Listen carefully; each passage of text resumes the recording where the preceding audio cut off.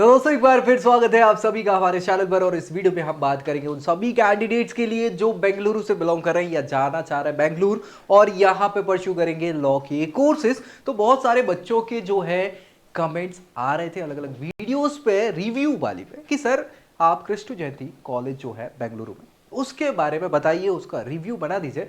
सो बड़ा समय लग गया हालांकि, लेकिन ठीक है, हम लेके आ गए हैं आप सभी की हाँ उम्मीदों पे खरे उतरते हुए। यहाँ आपको मिलेगा क्रिस्टू जयंती। क्रिस्टू बेसिकली क्राइस्ट नेम है माल्टन लैंग्वेज में, है ना, क्रिस्टू उसको बोलते हैं। सो क्रिस्टू जयंती कॉलेज ऑफ लॉ है ये, जिसपे हम डिस्कस करेंगे 1999 है ना, ये स्टैब्लिश हुआ है। और ये आपको इनका कैंपस दिख रहा होगा, देखने में बड़ा ही शानदार भव्य कैंपस आपको लगेगा, मन मोह लेने वाला लगेगा।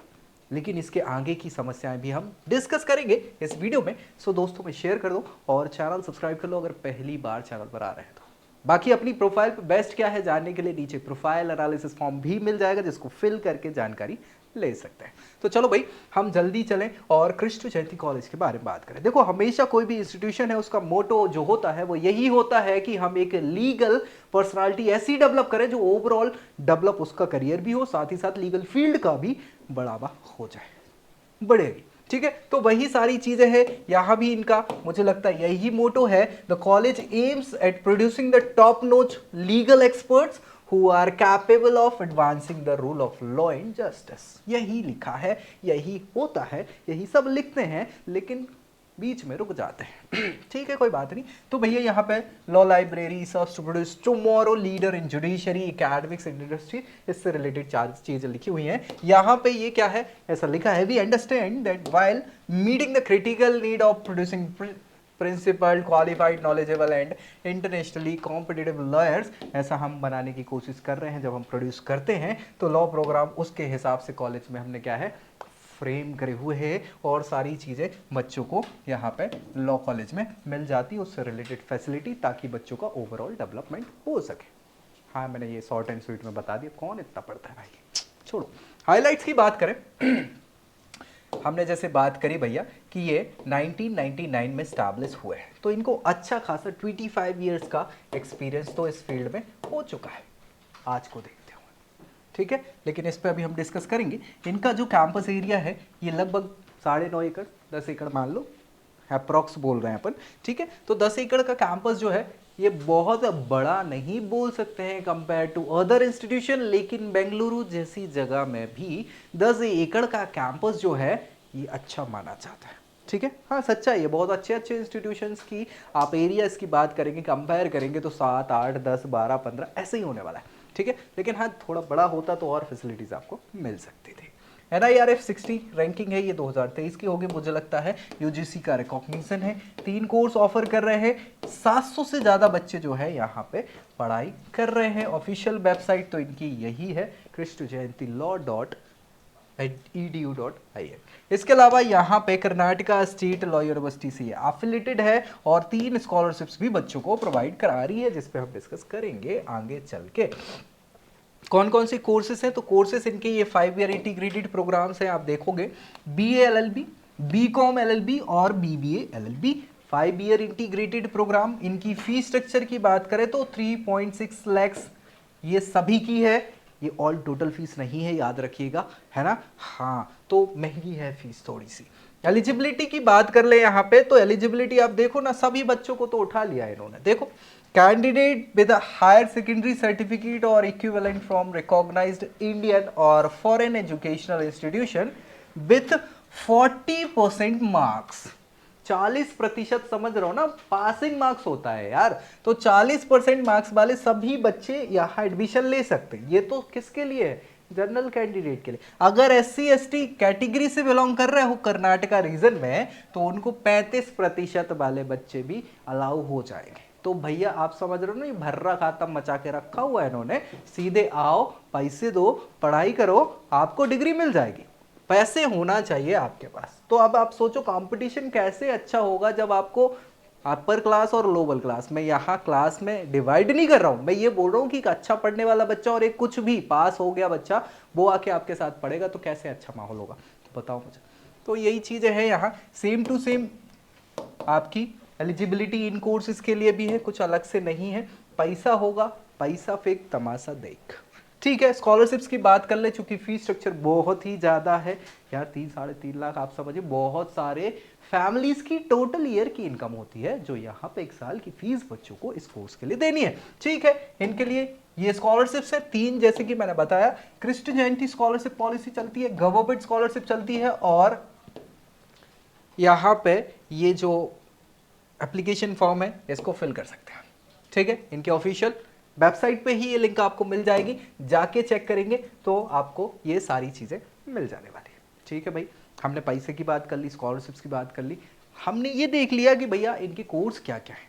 अब हमें जो देखना है कि इनके रिकॉर्ड्स कैसे हैं, प्लेसमेंट के आरओआई कैसा प्रोवाइड करा रहे हैं, रिटर्न ऑन इन्वेस्टमेंट। भाई हमें 5 साल तक इस कॉलेज में पढ़ना है और फीस देना है, खर्चा है हमारा, तो मान के चलिए 20 lakhs का ऑल टोटल खर्चा मिनिमम से मिनिमम कंडीशन में आपकी होने वाली है। यहाँ पे क्यों होने वाली है, 3-3.5 तो एक साल का खर्चा है, 5 साल का कोर्स हो जाएगा, तो आपका मान के चलिए कि ये 17.5 लाख का खर्चा तो ये हो गया, बाकी कुछ घूमोगे फिरोगे ऐश भी तो करोगे। हाँ और क्या, तो मान लो हम ओवरऑल 20 लाख रुपए खर्च कर रहे हैं इस कोर्स के लिए, मुझे नहीं लगता कि ये आपको वर्थ इट होने वाला है, क्योंकि यहाँ ऑन एन एवरेज 7 लाख का ये बच्चों को प्लेसमेंट प्रोवाइड करा पाए हैं।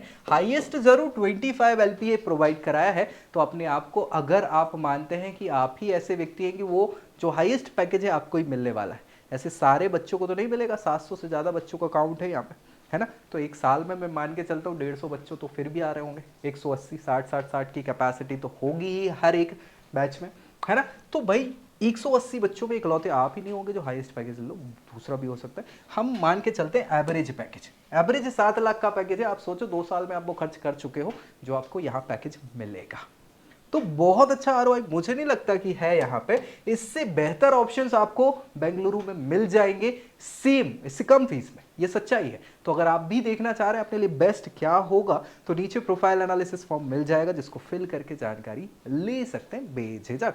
चलो भैया आगे की बात कर ले, इनकी फैसिलिटीज देख ले क्या है। इनके रिक्रूटर हैं खैतान एंड कंपनी, जो अच्छे खासे फॉर्म है लॉ में, LNL पार्टनर भी है, SR एसोसिएट है, ट्राई लीगल, और साथ ही साथ सरदुल अमरचंद मंगलदास, ये सभी टॉप नॉच फॉर्म्स हैं Tier 1 इंडिया की लॉ फॉर्म्स हैं, तो इन सब के नाम जानते हैं, तो यही इनके रिक्रूटर भी रहे हैं। तो भाई ठीक है, ऑन एन एवरेज 7 लाख का पैकेज है, बस कम है थोड़ा सा, और बढ़ाया जा सकता है क्योंकि एक्सपीरियंस हो गया है, तो आपके कोलैबोरेशंस भी बढ़ने चाहिए, साथ ही साथ आपके MOUs भी बढ़ने चाहिए, इंटर्नशिप वगैरह की भी चीज़ें आपको बढ़ानी होंगी। फैसिलिटीज़ में देखें तो वो सभी फैसिलिटी, मूड कोर्ट हॉल जो होना चाहिए, प्रैक्टिस तो यहीं करेंगे, पढ़ाई यहाँ करेंगे लाइब्रेरी में, हालांकि करते नहीं है लोग लाइब्रेरी में पढ़ाई, लेकिन हाँ व्यवस्थाएं तो हो जाती है रिसोर्सेज की।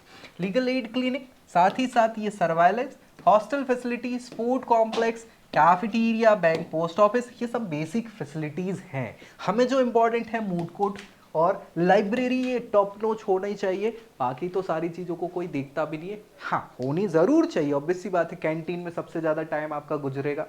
मूड कोर्ट इसलिए इंपॉर्टेंट है कि ये हमें बिहेवियर सिखाने वाला है हमारे लीगल प्रोफेशन के लिए, सो बहुत इंपॉर्टेंट है यहाँ पे। और लाइब्रेरी में वो सारे रिसोर्सेस मिलेंगे जो आपके शार्प माइंड को बनाने में मदद करेंगे। ठीक है, सो इन चीज़ों को ध्यान रखना है आपको। बाकी फैसिलिटीज़ के बाद हम देखें कुछ प्रोज की, अच्छाइयाँ भी तो हो सकती हैं। क्या क्या अच्छाइयाँ हैं, इनकी रेपुटेशन जो बहुत ही इंपॉर्टेंट है। ठीक है भाई, अच्छी रेपुटेशन, एक्रीडिटेशन की बात करें अगर, तो एक्रीडिटेशन जो मिला हुआ है इनको, वो आपको नेक के द्वारा ए एक्रेडिट किया होगा आई थिंक। ठीक है, तो बढ़िया है, ऐसी कोई समस्या है नहीं। क्वालिफाइड स्टाफ, भाई आपको यहाँ पे सारे के सारे PhD, है ना, और साथ ही साथ वही मास्टर्स वाली फैकल्टी मिलने वाली जो आपको यहाँ पढ़ाने वाली होगी, लेकिन ठीक है अच्छी चीज़ है। मॉडर्न इंफ्रास्ट्रक्चर, हमने इनका कैंपस तो देखा ही है, जो अच्छा लगा हमें देख के। सपोर्टिव एनवायरनमेंट है, प्लेसमेंट के ठीक रिकॉर्ड बोल सकते हैं, बहुत अच्छे तो मैं नहीं बोलूँगा, सच्चाई यही है।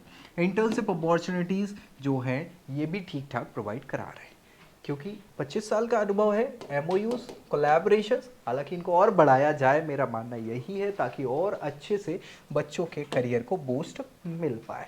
अब हम कुछ कॉन्स की भी बात करें, तो कॉन्स की बात करें तो भैया इनका कंपटीशन जो है वो बड़ा इंटेंस सा हो जाता है। अब ये इंटेंस वर्ड लग जाने से थोड़ी टेंशन बढ़ जाती है ना, ठीक है। रेपुटेशन के साथ साथ क्या होता है ना कि यहाँ पे कंपटीशन बच्चों को एडमिशन लेने में हो जाता है। क्यों? रेपुटेशन के कारण। ऐसा कुछ है नहीं भाई, फीस स्ट्रक्चर बहुत ज़्यादा है, अच्छे रिकॉर्ड्स भी हम बोल नहीं सकते, ठीक ठाक बोल सकते प्लेसमेंट के, लेकिन रेपुटेशन है, नाम बढ़े और दर्शन छोटे वाला काम है, ठीक है। कॉस्ट, ये हमने पहले ही बात कर ली है कि भैया कॉस्ट यहाँ पे क्या हो जाता है, कॉस्ट बच्चों का ज़्यादा है किसका? आपके इस प्रोग्राम का।